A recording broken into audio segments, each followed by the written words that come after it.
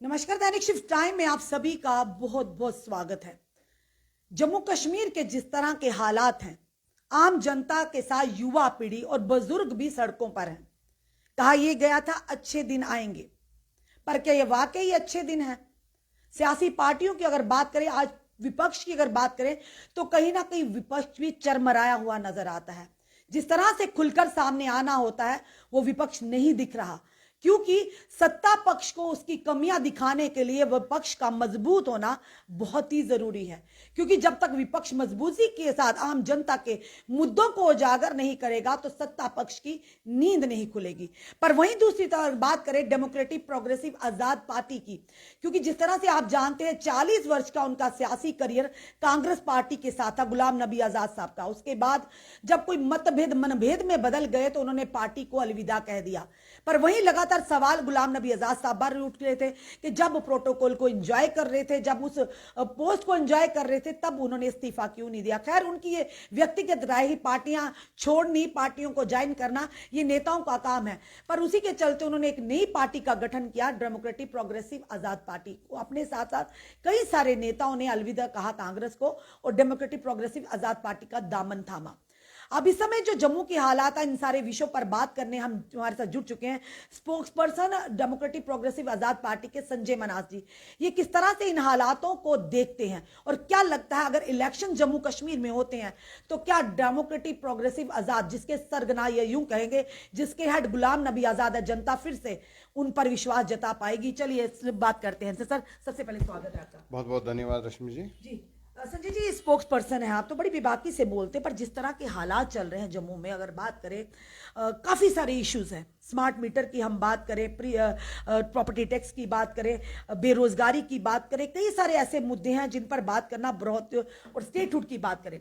आप तो आज के दौर में जो इस समय जो ऑनरेबल सुप्रीम कोर्ट में हियरिंग शुरू होगी 370 को लेकर, अब ये भी एक मुद्दा बना हुआ है। जो पार्टियां हैं वो कहीं ना कहीं यानी स्पष्टीकरण नहीं दे पा रही हैं। 370 के नाम पर चोरी चोरी सब बात करते, पर ओपनली कोई बात नहीं कर रहा। या यूं कहते हैं जी स्टेटहुड का दर्जा मिलना चाहिए। तो स्टेटहुड जब था 370 था, तभी स्टेटहुड था, वो गया तो तभी स्टेटहुड भी गया। तो इन सारी चीजों को आप किस तरह से देखते हैं? देखिए रश्मि जी, मैंने एक अपने इंटरव्यू में पहले भी कहा कि सबसे पहले हम लोगों को धारा 370 जो है वो समझनी पड़ेगी। 35A है क्या, बेसिकली हमको समझना पड़ेगा। इसके चलते 370 के चलते और 35A के चलते हमारे क्या क्या अधिकार जम्मू कश्मीर के लोगों के पास में थे, और इसके क्या क्या नुकसान था, और इसका क्या क्या बेनिफिट था जम्मू कश्मीर के लोगों को। 370 की यदि मैं बात करूं, तो 370 जो है वो किसी पॉलिटिशियन ने हमको नहीं दिया हुआ था। ये महाराजा हरि सिंह जो हमारे बहादुर राजा बहादुर जो हमारे जम्मू कश्मीर के रहे, और एक इतिहास है इस खानदान के पीछे, और इस रियासत को बनाने में उस परिवार का बहुत बड़ा एक योगदान है। तो उन्होंने जब उनकी आगे 5 पुश्तें जो थी वो इस जम्मू कश्मीर को संभाल रही थी एज राजा, यहाँ के किंग ऑफ द स्टेट, तो उन्होंने ये धारा 370 जो है वो हम लोगों को दिया था कि जम्मू कश्मीर के अंदर हमारा जब इलाहाक जो है वो सेंटर के साथ में हुआ, भारत के साथ में जब हमारा इलाहाक जो है हुआ, तो उस 370 के चलते हुए जम्मू कश्मीर के जो हालात थे, क्योंकि जम्मू कश्मीर की टॉपोग्राफी एक अलग किस्म की टॉपोग्राफी है, और इस टॉपोग्राफी को संभाले हुए रखना के लिए जम्मू कश्मीर को विशेष अधिकार जो है वो दिए गए हुए थे। क्योंकि हमारा जो राज्य था वो बॉर्डर पीड़ित था। पाकिस्तान जो है वो आए दिन, जब 47 में ये अलग हो गया, तो उसके बाद तमाम ये पूरा वर्ल्ड जो है वो जानता है कि जम्मू कश्मीर को हमेशा टारगेट जो है वो किया गया। अगर भारत को टारगेट किया गया तो सबसे पहले जम्मू कश्मीर को जो है वो टारगेट किया गया। आज से 4 साल पहले जब 370 को तोड़ दिया गया भारतीय जनता पार्टी के द्वारा, तो मैं भारतीय जनता पार्टी को ये नहीं बोलता हूँ कि उन्होंने क्यों तोड़ा, गलत किया। मैं कहता हूँ कि उनका एक पॉलिटिकल एजेंडा था कि जब हम पावर में आएंगे, जब बीजेपी पावर में आएगी, तो बीजेपी पावर में आते ही धारा 370 को समाप्त करेगी। और इसमें जम्मू प्रोविंस के जो लोग हैं, इन्होंने भारतीय जनता पार्टी को जी जान से सपोर्ट किया। कि ये बीजेपी आएगी और जम्मू का विकास होगा, ये बीजेपी आएगी तो हमारी बेरोजगारी जो है वो खत्म हो जाएगी, ये बीजेपी आ जाएगी तो जम्मू कश्मीर का नक्शा जो है वो बदलेगा, डेवलपमेंट होगी, और भी बहुत सारे जो सपने 2014 के अंदर भारतीय जनता पार्टी ने जम्मू कश्मीर के लोगों को दिखाए, जम्मू के लोगों ने, खासकर मैं बात करूंगा, भरपूर सहयोग जो है वो भारतीय जनता पार्टी को किया। कहाँ 2-3 इनके एमएलए बनते थे और 2-3 एमएलए के बाद में सीधे 25 एमएलए जो हैं वो यहाँ से बना के असेंबली में भेज, झोलियां भर भर के वोट दिए। लेकिन बड़े अफसोस के साथ में यह मुझे कहना पड़ रहा है, आप भी जम्मू प्रोविंस से हैं, मैं भी जम्मू प्रोविंस से हूँ, हम लोगों ने देखा कि ये लोगों की पैरवी जो है वो ये कर नहीं पाए, लोगों की नुमाइंदगी जो है वो कर नहीं पाए, लोगों की रिप्रेजेंटेशन जो है ये कर नहीं पाए। ये फिर उन कश्मीर की पॉलिटिकल पार्टीज के साथ में बह गए। महबूबा जी ने जो डिसीजन दिया इन्होंने उसी का ही समर्थन किया। इनकी खुद की राय जो है वो जम्मू कश्मीर के बारे में कुछ नहीं। 2.5 साल ये जम्मू कश्मीर के मजे जो हैं वो लेते रहे सरकार में रहकर। 2.5 साल में इनका कोई मंसूबा जो है वो तैयार नहीं हुआ। अब बात करते हैं, हमने एम्स जो है वो लाया यहाँ पर, हम मानते हैं, हम स्वागत करते हैं। एम्स क्या, इससे अगर कोई और भी बड़ा हॉस्पिटल हो तो होना चाहिए, लेकिन उसकी आवाज़ किसने बुलंद की? I am sorry to say that, लेकिन लाल सिंह जी ने इसकी आवाज़ को डबल बुलंद किया। मेडिकल कॉलेजेस की हम बात करें तो गुलाम नबी आज़ाद साहब ने मेडिकल कॉलेजेस जो हैं वो दिए, जम्मू के अंदर भी दिए, बल्कि जम्मू और कश्मीर में बराबर उन्होंने दिए, क्योंकि उनका एक अपना विजन है, विजनरी लीडर है, उन्होंने बराबर जम्मू कश्मीर को देखा, जो भी उनका टेन्योर जो है वो यहाँ पे रहा। अब हम बात करें दफ़ा 370 की, तो दफ़ा 370 जिस वक्त सुप्रीम कोर्ट ऑफ इंडिया के अंदर जो है वो डिमोलिश किया गया, इस दफ़े को तोड़ दिया गया, उस वक्त पार्लियामेंट के अंदर, उस वक्त कश्मीर की पॉलिटिकल पार्टीज के लोग वहाँ पे थे, मेंबर पार्लियामेंट थे, बीजेपी के लोग भी वहाँ पे थे, लेकिन हम बीजेपी पे इल्ज़ाम नहीं दे सकते क्योंकि उन्होंने तो तोड़ा था, तो हम उनका तोड़ने के ऊपर उनको, लेकिन जो विपक्ष का काम था, आप रश्मि जी एक बड़ी सीनियर जर्नलिस्ट हैं और ग्राउंड को बहुत अच्छी तरीके से समझती हैं, राजनीति को भी बड़ी अच्छी तरीके से आप देखते हैं। आप मुझे बताइए, नेशनल कॉन्फ्रेंस के लोग वहाँ पे थे, किन लोगों ने वहाँ पे अपोज किया इसको? पीडीपी के लोग वहाँ पे थे, किन लोगों ने इसको अपोज किया? वाहिद गुलाम नबी आज़ाद से, भले ही उस वक्त वो लीडर ऑफ अपोजिशन थे, लेकिन बेबाकी के साथ में एक जम्मू कश्मीर का नागरिक होने का पूरा फर्ज जो है वो गुलाम नबी आज़ाद साहब ने वहाँ पे निभाया। बेबाकी से वहाँ पे बोले फ्लोर ऑफ द हाउस में कि आपने गलत किया, जम्मू कश्मीर के जो अधिकार थे, बच्चों के ऊपर आपने जुल्म किया, जम्मू कश्मीर के डेवलपमेंट को जो है वो आप रोक देंगे। और आप मुझे बताइए, अगर उन्होंने गलत बोला हुआ है तो 4 साल हो चुके हैं अब दफ़ा 370 को टूटे हुए। आप मुझे बताइए, कश्मीर में कितने लोगों ने, जम्मू की बात छोड़ दी आप मुझे बताइए, भारत के कितने लोग जो हैं वो कश्मीर के अंदर इस वक्त तक जा बसे हैं? कोई नहीं बसा हुआ है। आतंकवाद के साये में कौन बसेगा? आप मुझे बताइए, जम्मू के अंदर आपके पास में सिर्फ 2 डिस्ट्रिक्ट्स के अंदर जो है वो लैंड है, कठुआ के अंदर और सांबा के अंदर। बाकी पहाड़ियों के ऊपर कौन जाएगा? वो तो एक हिल स्टेशन है, तो इंडस्ट्री जिसने लगानी है वो यहाँ पे ही आएंगे। आपके पास में, आप बात करते हैं धारा 370 के बाद में आपके जो हमारी महिलाओं के अधिकार हैं, जो यहाँ से बाहर शादी कर जाती थी, उनको जो 370 के बाद में आपके अधिकार मिल गए। अरे जो बच्चे आपके यहाँ पे रह रहे हैं, आपकी ज़मीनें उनके लिए नहीं बचेंगी तो उन बेचारियों को कहाँ से दे पाएंगे आप? ये सोचने वाली बात है। अगर एक किसी के घर में 4 बच्चे हैं और पिता के पास में ज़मीन जो है वो 10 कनाल की है, तो वो बांट के दे देगा और इंडस्ट्री वाले आ जाएंगे, बाहर से आके ले जाएंगे आपकी ज़मीनें भी। 10 साल के बाद में जम्मू में ज़मीनें ही नहीं रहेंगी, आपके अपने बच्चों के लिए ज़मीनें नहीं रहेंगी, तो उस विशेष अधिकार को आप करेंगे क्या? पर ये चीज आप मानते ना कि जैसे पहले कश्मीरी नेता कहते थे कि जैसे महबूबा मुफ्ती की अगर बात करें, फारूक अब्दुल्ला साहब की, उन्होंने कहा था कि खास करके महबूबा मुफ्ती की, कि अगर धारा 370 को एब्रोगेशन किया जाएगा, यहाँ से हटाया जाएगा, निरस्त किया जाएगा, तो सबसे ज्यादा नुकसान जम्मू वासियों को होगा। तो कहीं ना कहीं वो बात सच सामने आ रही है। देखिए रश्मि जी, मैं आपको बताऊं कि जम्मू के अंदर आप देखेंगे इस वक्त जो भी सरकार के फैसले हो रहे हैं, सबसे ज़्यादा इम्प्लीमेंट जो है वो जम्मू प्रोविंस के अंदर हो रहे हैं। जम्मू प्रोविंस जो है, जम्मू का प्रोविंस चनाब वैली जो है, वो सबसे ज़्यादा बिजली उत्पादन करने में मास्टर है। 4 पावर प्रोजेक्ट्स जो हैं हमारे पास में है, लेकिन जम्मू गुफ अंधेरे में है। आज गर्मी का समय है, जम्मू का हम भी बैठे हैं जहाँ पर आज prepaid meter, smart meter, digital meter के बावजूद भी बिजली पर्याप्त मात्रा में जम्मू वासियों को खास करके नहीं मिली। है ही नहीं। ये जो लेकिन अभी भी पिछले यहाँ बैठे हैं, बिजली बंद ये है। जो पीछे की जो सरकारें रही हुई हैं, इन्होंने इस राज्य को जो है वो बेच दिया हुआ है। जो बिजली हमारे पास में पिछली यहाँ सरकारों पे, का क्या मतलब ये? पिछले सरकारों का मतलब नेशनल कॉन्फ्रेंस है। 42 ईयर्स 45 ईयर्स जो है वो नेशनल कॉन्फ्रेंस रही हुई है। सिर्फ नेशनल कॉन्फ्रेंस ही, बाकी पार्टियों की कांग्रेस भी रही हुई है यहाँ पर। कांग्रेस भी रही, यस, PDP अभी की तो बात यस, करें, पीडीपी भी रही। इसमें गुलाम नबी आजाद साहब भी उस समय सीएम थे जब कांग्रेस पार्टी में थे। गुलाम नबी आजाद साहब जो है वो ये सीएम बात गुलाम नहीं, पुरानी सरकारों की अगर बात करें, नहीं, पार्टियों देखिए की देखिए बात देखिए करेंगे तो देखिए गुलाम नबी आजाद साहब देखिए भी देखिए पार्टी के देखिए थे। देखिए मेरी बात, उन्होंने क्यों नहीं ठीक करने की सोची? देखिए मेरी बात सुनिए। 2.5 साल के अंदर जो जितना काम गुलाम नबी आजाद साहब ने किया है, ये हिस्ट्री है। ये विपक्ष भी मानता है और आज सत्ता में बैठे हुए सरकार के लोग भी मानते हैं कि जो गुलाम नबी आजाद साहब ने अपने 2.5 साल के पीरियड में जो काम किए हुए हैं वो हिस्ट्री है जम्मू कश्मीर के अंदर। उतना काम जो है वो किसी और सरकार में नहीं हुआ है। मैं नेशनल कॉन्फ्रेंस को ज़्यादा समय इसलिए देता हूँ कि 45 ईयर्स एक टेन्योर होता है, जिसमें फारूक साहब ने किया, फिर उमर साहब ने जो है वो जम्मू कश्मीर में राज किया, और इसके अलावा फिर सेंटर में भी वो भाजपा के साथ में मिनिस्टर का सुख जो है वो भोग चुके हैं।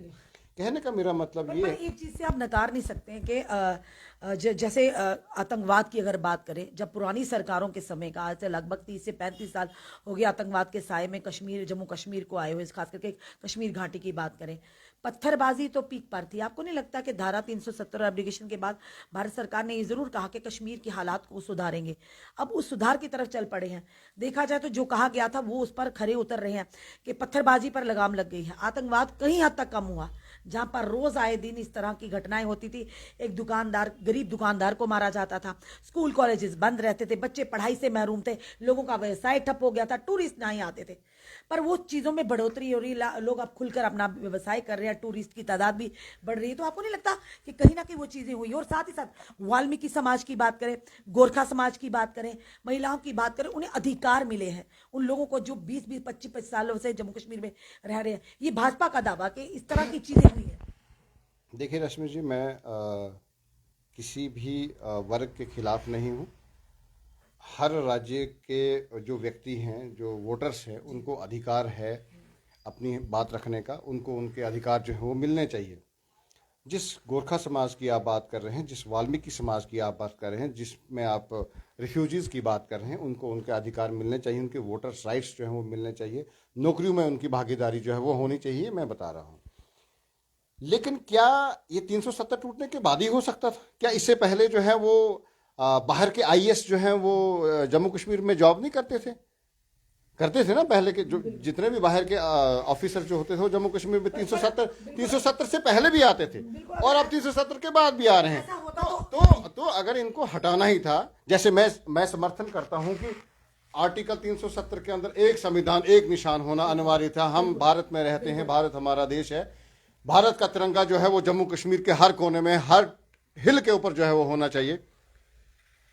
अगर ये क्लास तोड़ी जा सकती है, अगर 142 क्लासेस जो हैं वो आर्टिकल 370 के अंदर थी, और धीरे धीरे से 5 या 10 क्लासेस जो हैं वो रह गई हुई थी, तो उन 5 या 10 क्लासेस में ये 4 क्लासेस भी और टूट सकती थी। लेकिन धारा 370 डायरेक्ट तोड़ने के बाद जो है वो हम लोगों को नुकसान है, क्योंकि हमारे बच्चों को रोजगार जो है वो यहाँ पे नहीं मिलेगी। डेवलपमेंट जो इन्होंने दावा किया था कि 370 के बाद में डेवलपमेंट की यहाँ पे नदियाँ हो जाएंगी, जनाब दूध की धाराएं फैलाएंगी, खुशहाली हो जाएगी। कहाँ खुशहाली? आप जिस आतंकवाद की आप बात कर रहे हैं, पत्थरबाजी में, इसमें कोई शक नहीं है। मैंने परसों भी अपने स्टेटमेंट में कहा कि जम्मू कश्मीर के अंदर पत्थरबाजी जो है वो बंद हुई है, लेकिन वो अलगावादियों के द्वारा जो है वो की जाती थी, जिसमें हुर्रियत का जो है वो एक बड़ा अहम रोल रहता था। तो हुर्रियत जो है वो ख़त्म हो गई हुई है आज की डेट में। गिलानी साहब हमारे जो हैं वो पहुंच चुके हैं अपनी दुनियाए फ़ानी में, ठीक है ना।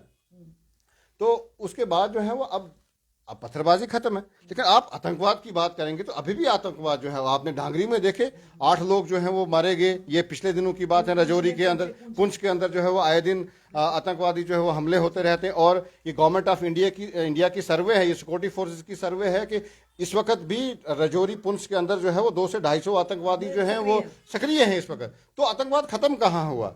देखें, मैं हमेशा ये बताता हूँ कि ये एक छुपी हुई गन है, और छुपी हुई चीज जो है वो किसी वक्त भी बाहर निकल सकती है, क्योंकि इनमें इतना दम नहीं है कि ये सिक्योरिटी फोर्सेस का जो है वो हालात है सुधरेंगे। जिस तरह से आप प्रीपेड मीटर की बात करें, स्टेटहुड की बात करें, यहाँ प्रॉपर्टी टैक्स की बात है, लगातार प्रीपेड को लेकर आम जनता सड़कों पर है। तो क्या लगता है कौन आएगा, कौन जो जनता के लिए मसीहा बनेगा? क्योंकि कहीं ना कहीं आज देखा जाए तो आम जनता भाजपा से भी नाराज दिख रही है। तभी आए दिन विडो की अगर बात करें, बुजुर्गों की बात करें, पेंशन को लेकर वो भी सड़कों पर है। युवा जो है घोटालों के कारण दिए गए हैं रश्मि जी, विडोज पेंशन बंद कर दी गई हुई हैं और जो हमारे बुजुर्ग की जो पेंशन होती थी वो भी बंद कर दी गई हुई हैं। आप देखेंगे कि कुछ समय के बाद में जो बीजेपी को लोगों ने सपोर्ट किया था, समर्थन दिया हुआ था कि ये हमारी आवाज़ बनेगी, ये हमारी पहचान बनेगी, धीरे धीरे से लोग जो हैं वो बीजेपी से तंग आ चुके हैं अब, क्योंकि लड़ाने का कार्यक्रम जो है वो इन्हीं लोगों ने किया। पहाड़ियों को गुजरों के साथ में लड़ा दिया, गुजर को पहाड़ी के साथ में लड़ा दिया, छोटे को बड़े के साथ में। लेकिन ये जो धर्म की राजनीति है रश्मि जी, मैं भी एक पहाड़ में रहता हूँ, ठीक है, मुझे क्यों नहीं मिल रहा है वो अधिकार? मुझे भी मिलना चाहिए। अगर बीजेपी के लिए तमाम लोग जो हैं वो एक समान हैं, भारत का नेतृत्व वो कर रहे हैं, तो इनको सबसे पहले वो अधिकार हमको भी देने चाहिए ना। हम खिलाफ नहीं हैं कि आपने पुंछ रजौरी को क्यों दिया, बहुत अच्छी बात है, लेकिन क्या ये इलाकों को बीच में? लेकिन मुझे आप बताइए कि ये जो कठुआ के अंदर जो कंडी एरिया है वहाँ पे भी बर्फबारी पड़ती है, उनका भी कल्चर जो है वो अलग है, उनकी लैंग्वेजेस जो हैं वो अलग है, चनाब वैली की लैंग्वेजेस जो हैं वो अलग है।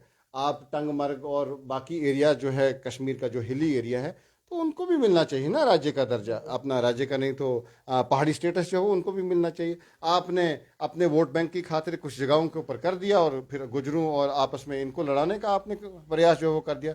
तो ये धर्म की राजनीति जो है वो थोड़ी देर तक में चलती है।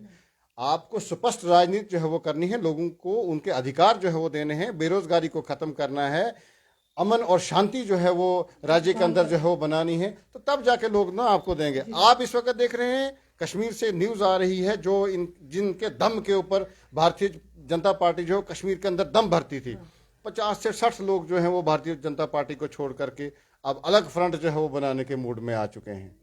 ये और मुझे ये लगता है और मुझे ये लगता है कि कहीं ये वो थोड़ी सी कहावत में जरा वो मुझे लगता है ये ना जम्मू के रहेंगे और ये ना कश्मीर के रहेंगे, ये बीच में भी नहीं रहेंगे, चनाब वैली भी इनको छोड़ के चली जाएगी।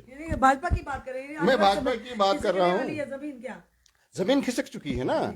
देखिए इन लोगों ने जो इनके पास में पावर आई, इन्होंने इस पावर का दुरुपयोग किया।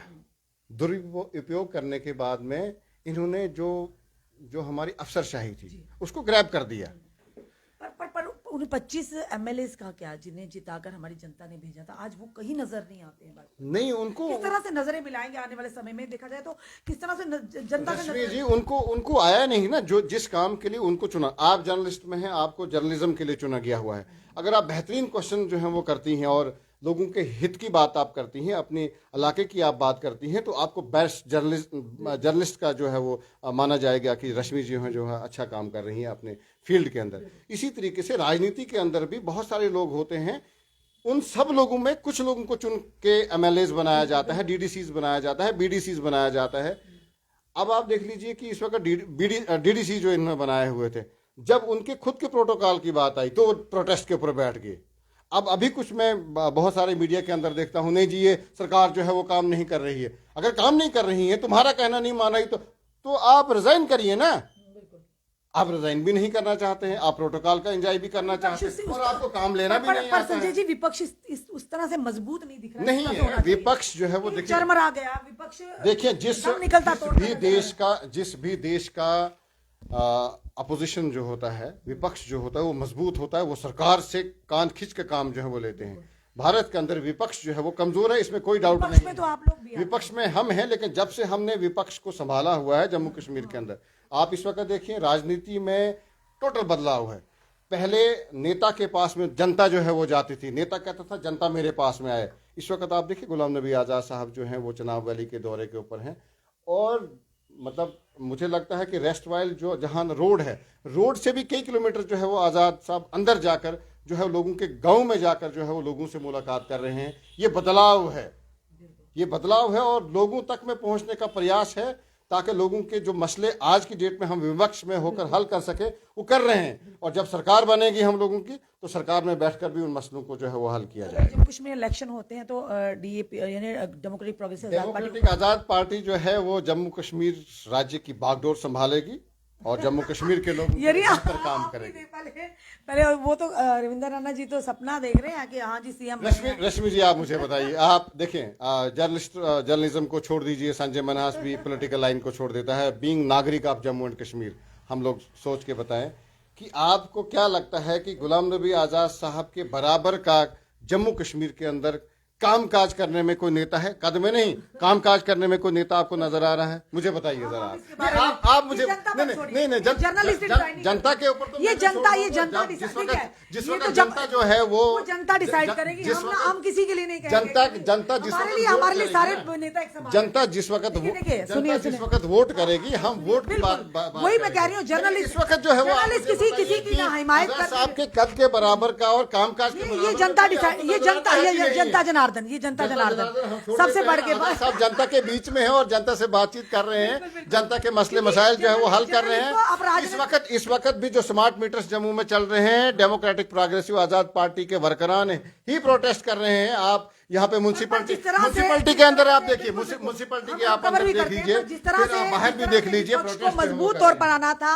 आज विपक्ष दम तोड़ता नजर आ रहा है, ये साफ तौर पर ये कड़वा सच है ये, क्योंकि अगर विपक्ष में जब से डेमोक्रेटिक प्रोग्रेसिव आजाद पार्टी आई हुई है, जिन जिन मसलों को हम लोगों ने उभारा, यहाँ पे लैंड का मसला आया, जब लोगों के घर जो है वो उजाड़े जा रहे थे, डेमोक्रेटिक प्रोग्रेसिव आजाद पार्टी ने इनिशिएटिव लिया और लोगों के बिल्डोजर चलना जो है वो बंद हुए। विपक्ष इसलिए डरता है कि कहीं ना कहीं अगर विपक्ष मजबूती से सामने आएगा तो शाम को उनके घरों में ईडी और सीबीआई सारे नहीं, हम किसी से नहीं डरते हैं, हम सिर्फ ईश्वर से डरते हैं जिसने हमको इस धरती के ऊपर पैदा किया हुआ है।